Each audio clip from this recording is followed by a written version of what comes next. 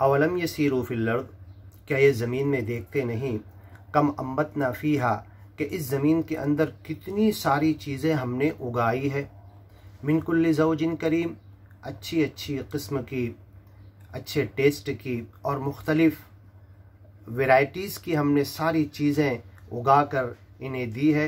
इन्न फ़ी ज़ालिका लआया, इन तमाम चीज़ों के अंदर सच्चे मालिक की निशानी है। सच्चे मालिक को ज्ञान को समझने के लिए अगर उन पर गौर करें तो हमारे लिए मालिक की निशानियाँ उनमें नज़र आएगी। वमा कान अक्सरुहुम मुमिनीन, लेकिन ज़्यादा लोग इन निशानियों पर ध्यान नहीं देते, ज्ञान की तरफ नहीं आते, ईमान की तरफ नहीं आते।